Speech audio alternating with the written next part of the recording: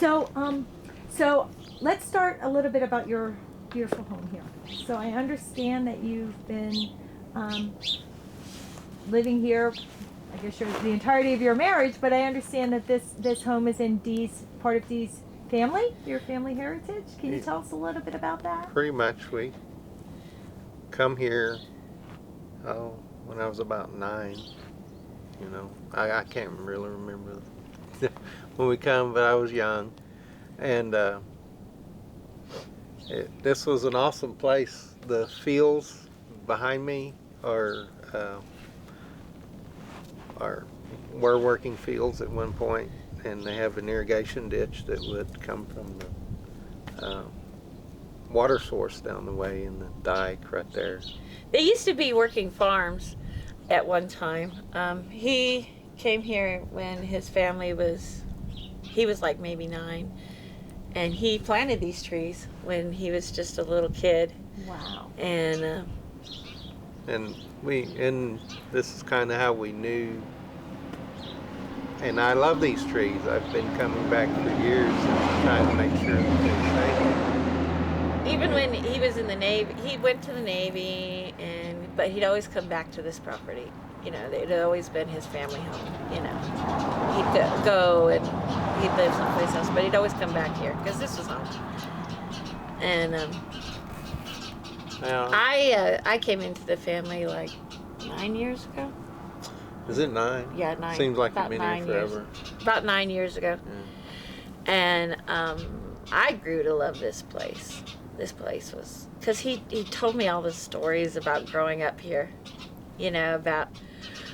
about chasing lizards in the field over here, and about the rabbits, and his brother and him when they had an owl out here, and about catching the bus and having to run across the field and the bull chasing him, and oh yeah, all the stories and stuff about growing up out here. It was like, and when he first grew up out here, there was nothing out here. It was just, this wasn't even Thomason. It was just Star Route. There was nothing out here. It was just him. It's a dirt road.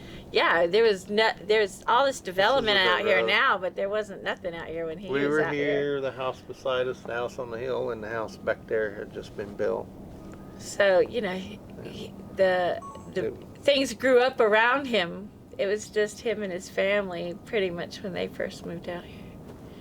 So it was kind of cool to hear these stories about him growing up out here, and it was like his family home, and I kind of like to hear that they have these roots on this property. It's kind of neat. Literally, the roots. The roots, yeah, the roots, yeah, are here. And, it gets so hot here, so I would sneak off, and that tank down there used to be full of water.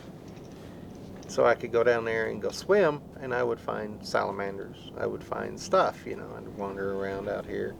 And he would tell us stories about the irrigation would go all the way from town to here. Oh yeah. And he would take his bikes, and they would. I would ride to town. I would ride to town with an inner tube strapped on the back of my bike. And then they would ride the irrigation all the way back on. I'd go to the library, I'd go something in town, and then I'd run over to the ditch, and then we'd just plop down and ride it. But the difficulty was trying to climb out. Getting in and out where the gates are. And it's illegal as all get out now. People have died doing it. But when they were kids, it was fun. And everybody was like, wow. And then it's so hot out here. It's just amazing. You find the ditches, and if they have water in them, you go play in them because it's hot. And you run around out here. And this is a unique place. We have so many hidden things that people don't realize. They call it a niche ecosystem. And the river runs through town, and we have Black River. We have the Carlsbad Caverns, one of the 7 natural wonders of the world here. So I used to work in the caverns. I cooked in the caverns back when I was in high school. And he loves this place. I find different places along the river, and we go different places because we have herons that come in. We have Because Carlsbad cranes. used to be an ocean at one time, believe it or not. And Oh yeah, the birds remember that, you know, even though now it's a desert, you know, the birds remember that. So we have ocean birds that still migrate here, that even Yeah. though now it's a desert, they still think of seagulls it and as, albatross come yeah, here. they come and they migrate here. We have albatross and seagulls. Those beautiful herons. The herons are beautiful the other day. That come out here, and it's crazy. It's crazy. So now to fast forward a little bit, when did the drillers come, and how did that happen? Quickly, slowly? Was that a story? Well, we've had some wells come out here. They're orphaned. They're just left. There's one back behind the tower, and there's one right over there. They've been. This just left from the last boom, the boom previous to all this. That was This boom. about 40 years ago, right? Oh yeah. They had a boom like 40 years ago. Yeah. And they were just orphaned wells from like 40 years ago. 40 years ago. And this boom happened, it just seemed like But this is a fracking. This is is different like- than the old. this is different than that. These wells are, those old wells were scattered around. These are right on top of you. And there's a lot of them. There's not just one, there's 24, 25 scattered around us. You can take it off. I And found- they're over there. I found the website, OCD, when I'm going to these meetings, I found the website and it'll pinpoint all the wells. And there's a ton of wells. And just right here, and then it just goes that way forever. We had, at one time we had 27 wells within a mile of us. Was it like within 2 miles of us? 27. How quickly did they come? Was it one and then one, or was It, it like? it started with It started with just this one that's Mac right Energy here. come right back here. And that started, what, 7 years? almost 7 years. About 7 years ago, and it was like just right there. Um, And then it just kind of snowballed from there. Oh, and then we got the one now back that way on Old Cavern. We've got Tap. Tap is right here and right there. And Bindle units back out there. There's a third one I don't. Fifth one. Mewborn's down over here. Newborns back there. WPX is here because they bought it from Mac. We didn't know that. Until And it then until it WPX is exploded, we didn't actually- know that. There's another one on the opposite side over here. There's one there. There's one completely across the canal. That's WPX's. There are longitudinal punches. Max, my friend that worked at the BLM, worked on those, and he set up a series of wells all in a line, and they call it a longitudinal punch.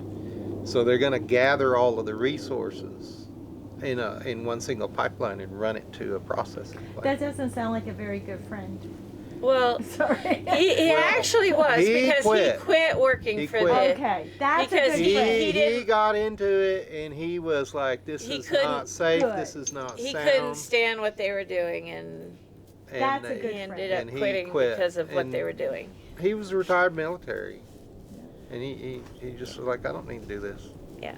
He quit and worked out at the Because when caverns and then he was left. working BLM before, you know, all this started, and when they came in and were telling him to just let this go and just let this go and let this go, he had to quit, because he was like, this Couldn't isn't stand right, it. this isn't right, this isn't right, and they were making him just let it go, just let it go, let it go.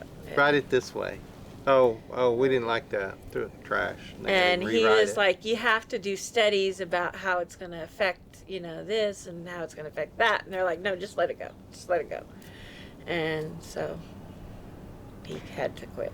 So when the industry started, you know, the first well, the second well, what was your reaction? Was it Oh, nonplussed, or were you? No, I mean, Right. they didn't even tell us that they didn't were tell going us to they were drill. gonna do it. They just came in, and we were like, what's going on here? And they said, this is private property. You can't tell us what to do. That was what they told us. And we're like, well, what are you doing? Property ownership. We've leased this land, and then. And they wouldn't even tell us what they were doing. You know, they wouldn't even tell us what they were doing until they were doing it. Oh, you know, we had to just figure it out. They brought the rig in, and they set it up, and that's when we were like, wow, this is. We had no recourse. We had no knowledge of how that would really shake us up, and it literally shakes you up. It really does. It goes in the ground, and it vibrates all the time. And Sky's autistic, so she was. You know, the noise shook our house so bad that she would scream all night long, and we'd have to put noise canceling headphones on her head because she's hearing sensitive. She's special needs, and so she has hearing sensitivities. And you know, it's loud enough that it was like giving us headaches, you know, and with her hearing sensitivities, oh my God, she was just screaming. The poor girl was screaming all night long while they were shaking the house, drilling. Well, and so this drilling, I mean, we would just cry and cry all night long. And she's just crying and screaming and crying and screaming. And we're putting these headphones on her head. And the only respite she had was when she went to school. And because it's day and night and day and night and day and night. And they're 300 feet from your house. And they didn't do it just once, because they did it here. And then they did it again right here. You know, so it's twice. They did it twice. You know, they did it here, and we thought, okay, it's going to be good once they get it done. They got it done, and they put up the flare, which was putting black crap in our chicken's water. Oh, it was like a jet engine. And the jet sounds from the flares was not much better. And the trucks. And the trucks were so bad I'd have to beg and plead with them to move out of my driveway so I could take her to school, because they're all lined up right here in my driveway. I couldn't even get out to go to take her to school. And then after that one got taken down, they drilled right here, and they put up 2 flares. Well, I went out and confronted the survey team, and I said, well, what are you doing? And they were like, we're surveying. It's not what we're going to do, it's what the old company's going to do. And they said, well, we're going to make a pad here, just like the one over there. And I said, that's too close. It's right across from me. This guy's right across over here. Now you're going to be there. What's going on? Well, this whole place has turned into a whole new name. It's no longer Otis. It's Oil Central. They called it Oil Central. Oil Central. This whole area is called Oil Central now. The name has changed. And I'm like, this is Otis. This is Otis. It's been Otis since I was little. And they're calling our area Oil Central. Oil Central. And it just kind of struck me, and I'm like, guys, don't do it like this. Our home is not called Oil Central. This is such a mess. And then they punched all over this field out here. Everything, they're actually punching this close to us because the oil's underneath us.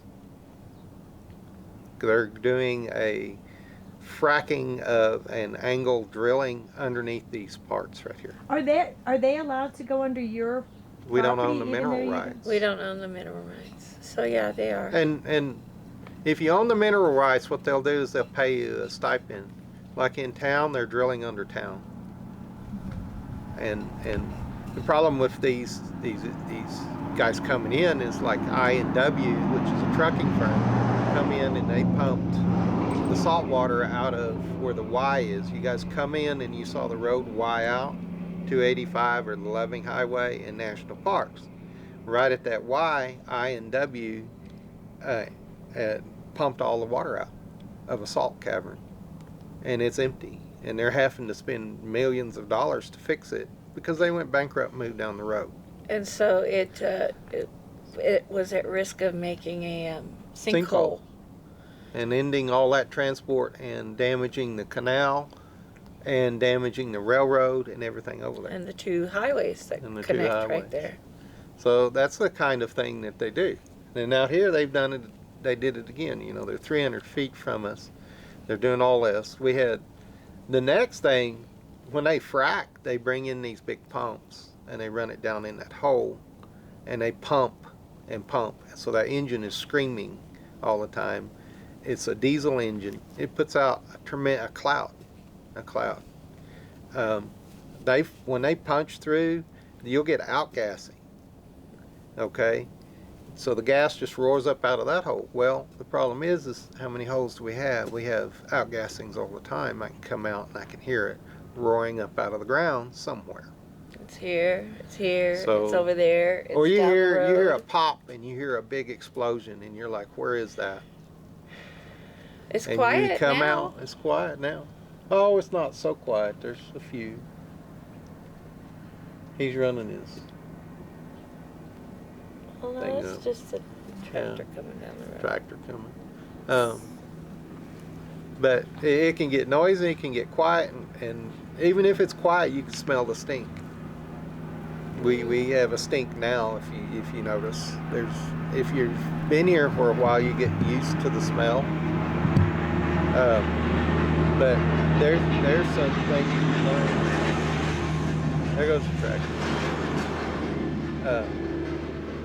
You learn to pay attention to the smells, because the smells are actually telling you that when you're in danger. The rotten egg smell that you guys are getting now is just telling us that there's something out here at a low level. I don't smell You don't smell it? Very little. A little bit. Yeah. Just a little bit. It's here. it. I don't smell it. There's a moth. Well, then that's the problem, is we're like frogs sitting in a bucket of water that's getting hotter and hotter. And the other day it was smelling sweet. I come out and I can smell a sweet smell. And I was trying to look up what gas smells sweet. And it's H2S at a higher concentration, Oh boy. enough to make you dead. Oh boy.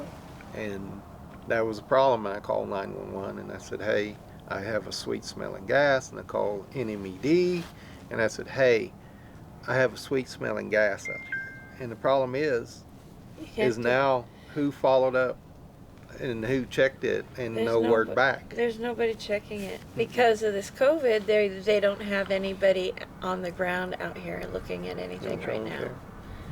With the COVID, there's no inspectors. There's nobody.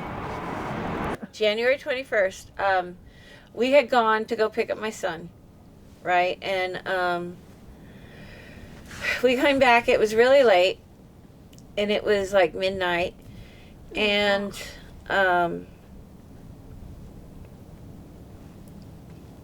I have my old dog. She's old and arthritic.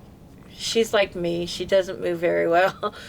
And so we'd gone to bed. It was late. She had just been out, right? Termite. And this dog, when she goes to bed, she doesn't get up. She doesn't move well, so she doesn't get up unless she really has to go to the bathroom, right? You know. But she had just been out, right? And so she wakes me up. It's like 2:38 in the morning. And I know it's 2:38 in the morning because she woke me up. And, you know, I had just barely gotten comfortable because, you know, I'm arthritic myself. And it takes me a while to get comfortable. And I just barely started to doze. And I'm like, you stupid dog. What the heck is wrong with you? You're smoking crack. Go back to sleep. It's only 2:38 in the morning. You were just out. Go to bed. And she's like, you know, bugging me, you know. I'm like, go back to sleep. You're stupid. And she's insistent that I get up, you know. And I look at my clock and I'm like, go back to sleep. And I put my clock down and then I hear this. And I'm like, what in the world is that? And so I'm like, Get up. honey, there's something going on. I don't know what it is. You should get up. I got to figure out what this is. And he goes, okay, I'm going to go out there. And he goes out there, and he doesn't come right back in. And I'm like, I'm worried about him because he doesn't come right back in. Now, he got up and he had dressed to go out, you know, and I'm not that smart, right? So I just throw on a pair of pants, and I'm in my pajamas, you know, in my nightie. And I come running out there, and I met with this rain. It's like this misty rain, and it's burning my eyes. And it's dark out because by this time, they had taken down this flare that's right here. Mm-hmm. And so it's pretty dark out. Because before we had these 2 flares that were right here. And so it was like daylight all the time. And we could see everything. It was like having the sun out 24/7. But they had just taken down these 2 flares. And so it was dark out. And I was like, we're not used to dark anymore because we were so used to having daylight all the time. And they had just taken them down. And so I'm thinking it's something to do with these right here. Because these were pretty new, you know. And this one right here is older. This had been here for a lot longer. These were newer. And so when I came out and this is burning my eyes, I'm thinking it's this over here. And I'm going, oh my God, this had burst. I thought it was this. It wasn't this. It was this over here. Well, and so I'm coming out running around thinking, oh my God, this burst. But it wasn't this over here. It was over here. There's the older one. And so I'm running out here and I'm yelling, my animals! The first thing I'm thinking is, my God, my animals. They're out here in this yard right here where we're sitting. And we could not tell where it was coming from because it's dark out here at night. There's no cars. It's dark. There's no lights out here. We're in the county. It's not like there's street lights.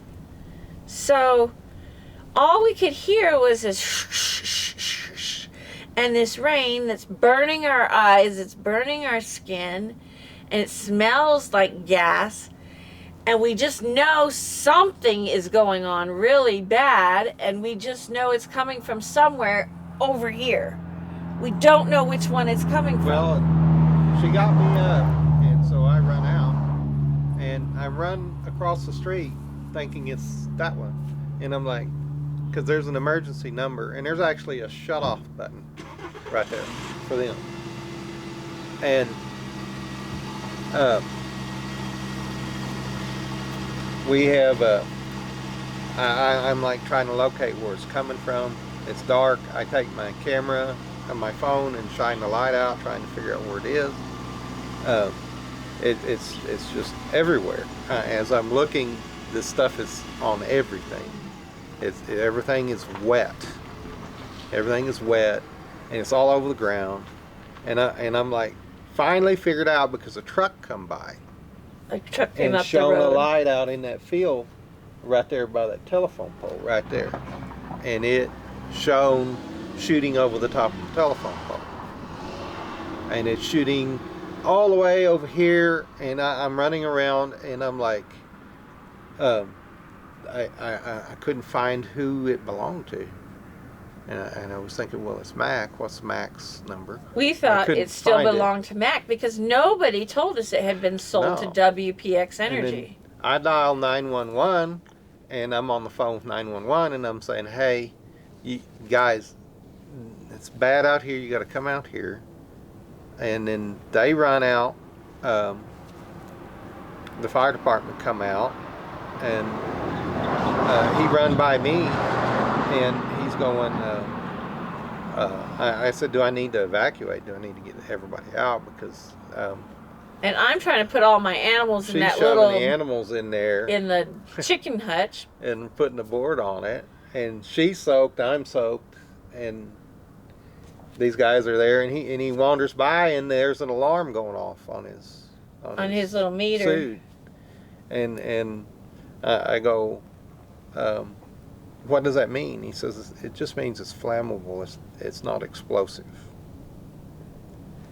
And at that point, I backed off and I grabbed Penny and we got into the car and backed up here, and I called for my mom to get Sky and get out here. And then the workers started all showing up from WPX.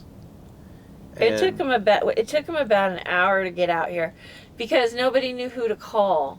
No.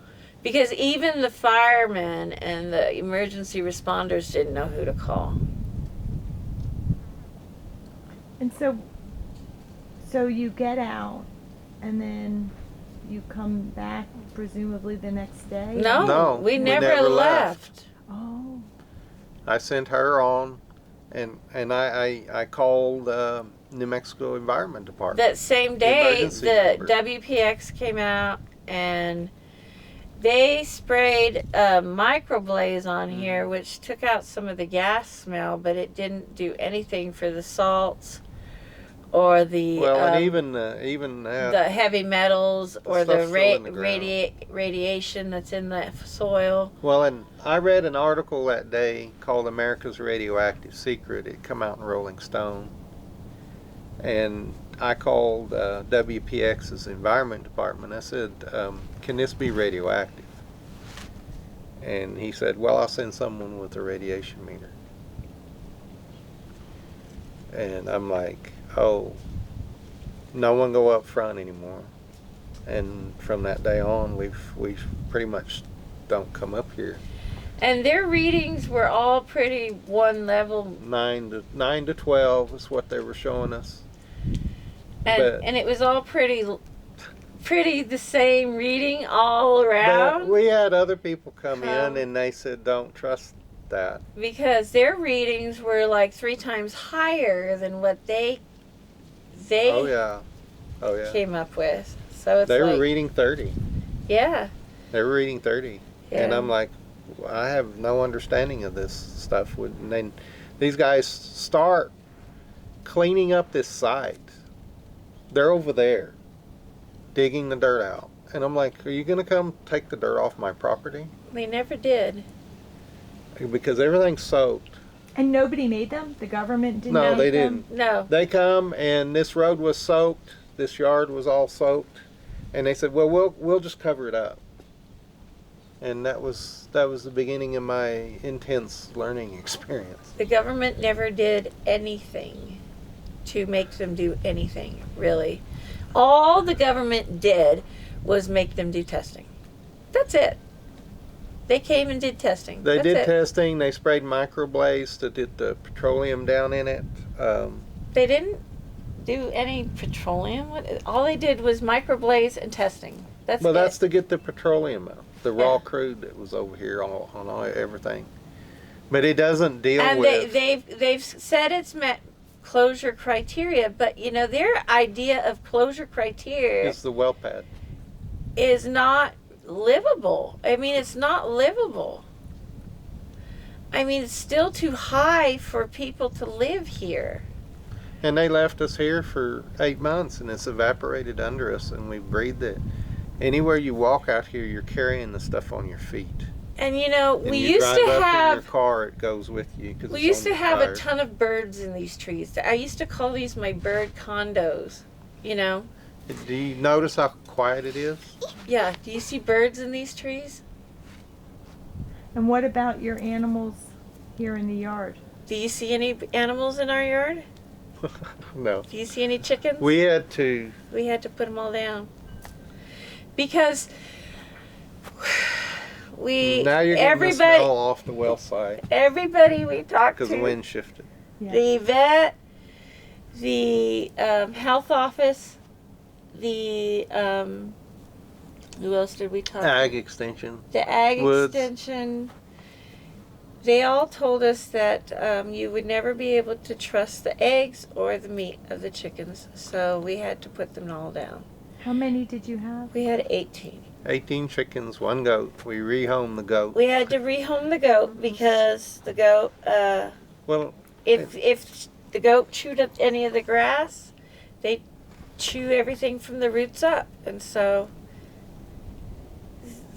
it's not safe for the goat to eat the grass. It's not safe for and the chickens were out there eating and everything, and they were soaked, and they had to clean them up. And they told us we couldn't plant anything out here. No. You can't so grow we can't anything grow anything out here. And we have to grow in planter boxes, so anything, we can't grow anything. That was actually the Department of Health. He called and was like, no, you shouldn't do that. I wouldn't do that. So I have on my list of questions to ask you, how long till the cleanup effort got underway? But what you're saying is there wasn't one. There's not really. one. Not over really. here. No. Not for you. Their cleanup effort was the same day, supposedly. They came out and they put microblaze, and they dunked my chickens in Dawn dish soap. Dish soap to But try to soak the stuff off. So, so you had this spray down of this toxic stuff. So, what in fact was it that was raining down on you that night? it was flowback water, but what exactly is flowback water? We don't really know. They haven't really told us exactly what is in it. They have some lovely names for the stuff that come up out of that. Produced water is one of them. Produced water is a misnomer. It's hazardous waste. I'm sorry. It's not been processed. The oil is still in it. The gas is still in it. Heavy metals are still in it. Radiation is still in it. Benzene, toluene comes out of the petroleum. Ethyl. All these other. H2S can be coming up out of it as well. All this nasty stuff that we can't use. All these. And I heavy metals. I looked it up. I have a master's degree, so I looked it up and started reading these things, and I'm like, that's like a euphemism treadmill. You're hiding what this is. Say what it is. It's a bunch of toxic stuff. When you say produced water, it sounds like, a nice drink of water, doesn't it? And they want to use that stuff. They want to. It sounds like Avian water, Dasani, produced water. Something you package and sell. So are you aware of the bill that was passed by the legislature for the produced water, the toxic frac wastewater, to be taken outside of the industry for other uses? Well, yeah, I think that's baloney. I think that's pretty scary. I mean, why would you want to do that? I mean, it's because they're using up all our water. I get that we have a shortage of water, and I get that, but I don't feel like it could be cleaned well enough. I mean, because even if you clean it, the produced water, everywhere you go, it's different. I mean, produced water here is going to be different in another site, in another site, in another site. Everywhere you go, it's going to be different. So how are you going to know what you're pulling out? I mean, because when you pull it out from right here, you go down the road 10 miles and pull it out, it's going to pull up something different. Because you don't know what the toxic soup is down underground. You have different strata that they've drilled through to get to the oil shell. When you pull it out, and you're going to say you've pulled out from over here, and you're cleaning out from what you think is over here, now you pull out from over here, and you've got this mix all ready to clean up. You pull out over here, it's a whole different mix. Plus the fracking industry, they have their own cocktail that they use for the and so every different mix of cocktail, how do you know? Yeah, and because it's the industry, it's all what is it called? Proprietary. Proprietary. They don't have to tell you what's in their mix. Well, it's. So how can you treat it? And then it's got radiation. How do you get rid of radiation? That's a forever thing. You don't get rid of radiation. And so then you have this radiation, you put it on the food, you put it in your food. Do you really want to radiate your food? Honestly. Does this make sense? Well, Or if you put it in your roads, they say, oh, well, we can put it in our roads to take our roads. Now you put it in your roads. People drive over it, and now you're spreading it everywhere. It's going everywhere. People are breathing this stuff. It's in the dust. People are breathing radiation. Is that good for you? I don't think so. I don't go around to other people and, I would just think that, people have that right. I think it is a right. I don't go up to somebody and spit in their face. If I went up and spit in somebody's face, I'd get in a lot of trouble, right? And yet, we have these companies that are allowed to just chug out toxins. And it's coming into my lungs. It's coming into my house. That's pretty much spitting in my face. That's just like coming into me and going, don't you think it's just like spitting in my face? It's saying, I'm going to throw this on you. I would not come and throw mud on you. I would not come and spit in your face. How come they're allowed to put toxins on me? Well, and that's what they're doing. They're putting toxins in the air, which I breathe. They're putting toxins in the water that I drink. Now, water and air is supposed to be for everybody. And if you cannot be in your own home and in your own environment, breathing air and drinking water that is supposed to be for everyone, and you cannot feel safe in your own home, then there is a problem. Especially when you were at one time safe and somebody comes into your environment and makes your environment not safe, when you at one time were safe, then there is a problem. And I think our government should not allow people to make your environment not safe, when at one time it was safe. And if you are safe and then suddenly are not safe because the government allows these big industries to come in and make you not safe, then there is a problem. I think there needs to be legislation that would protect people from big industry that stomps on people and takes and ruins our environment.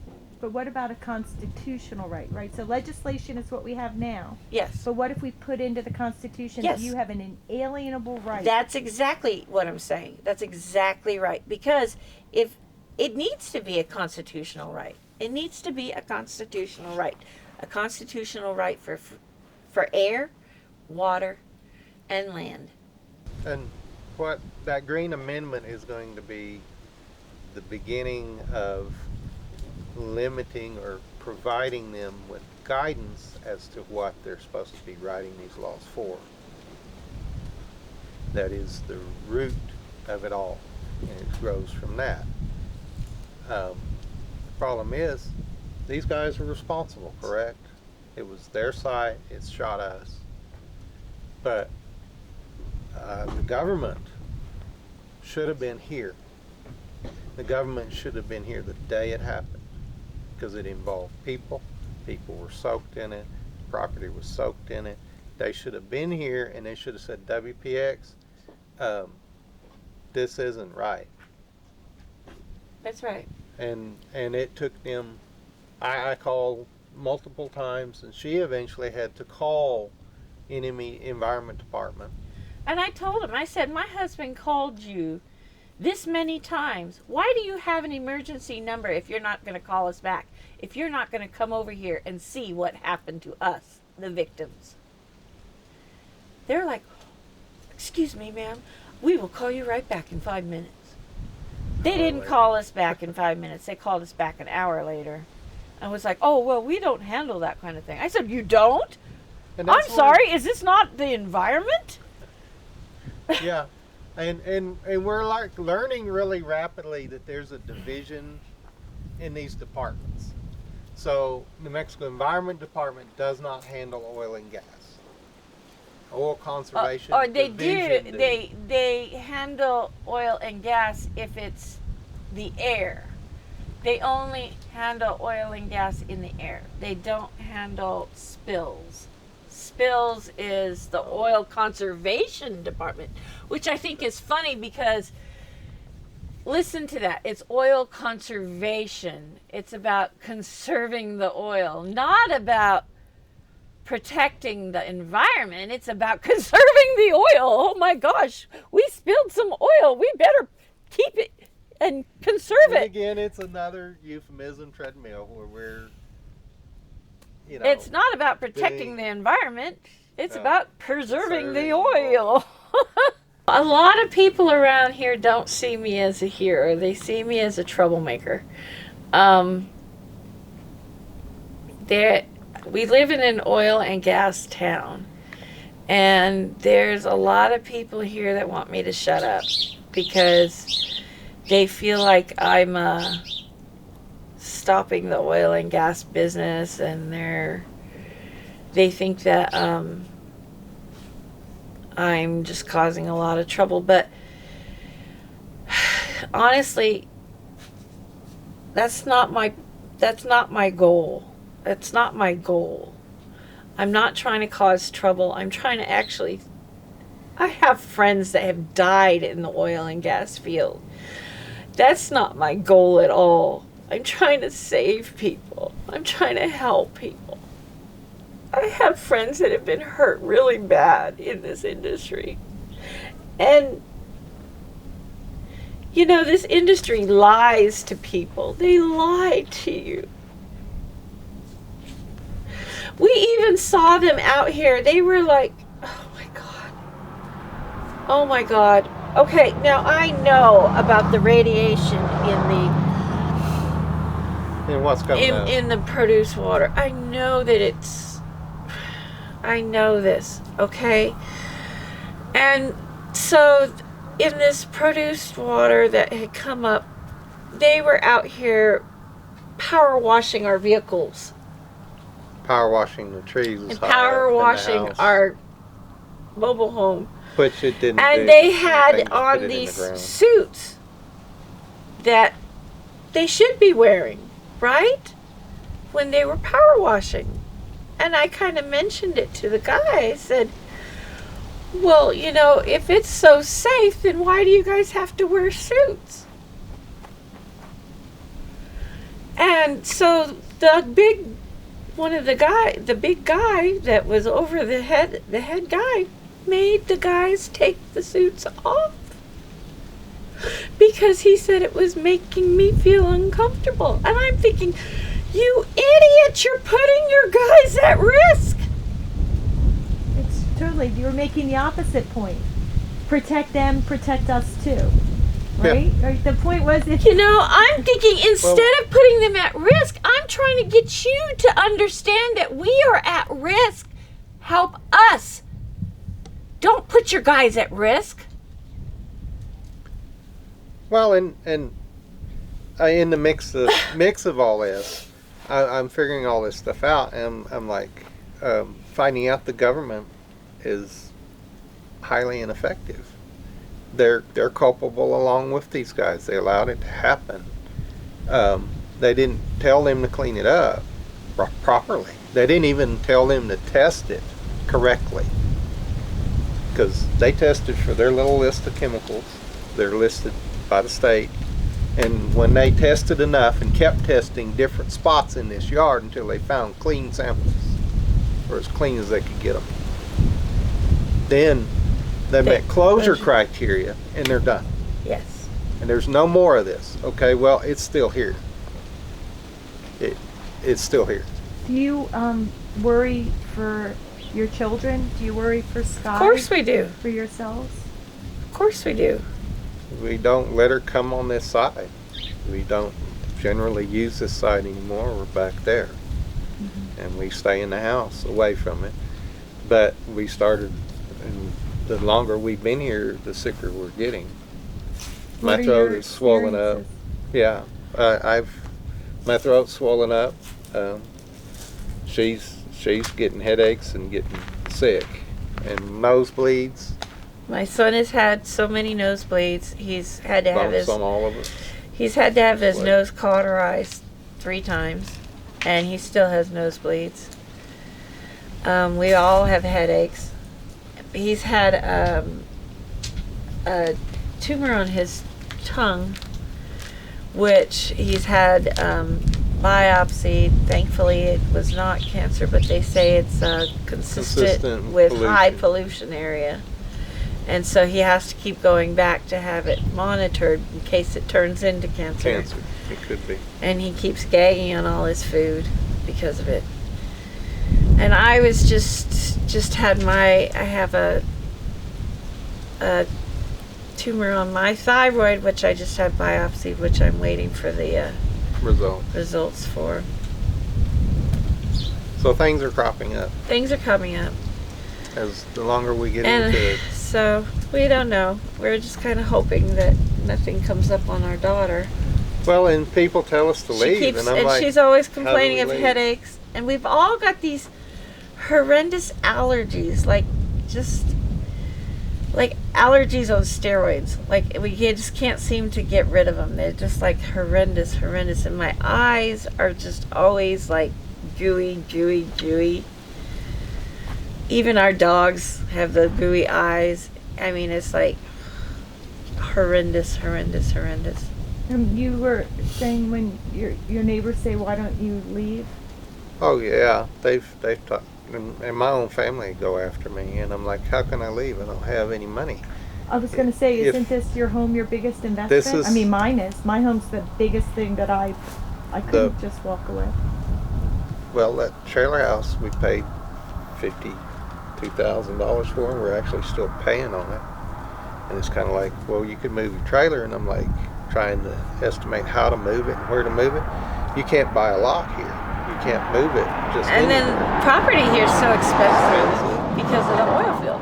And then I'm asking WPX, hey, we need to move. And I've asked them, these guys have come out several times. I'm like, we need to move. This isn't safe. I don't feel. And Dee has lost his job because of this, because of PTSD. I mean, he was in the Navy, and he was in a chemical accident in the Navy. And after the chemical accident, he had a little PTSD from that.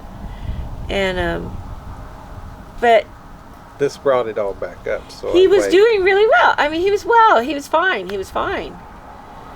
And he was working as a teacher, and he was doing really well. And then this accident happened, which brought up the PTSD again. And he started having problems sleeping, like really bad.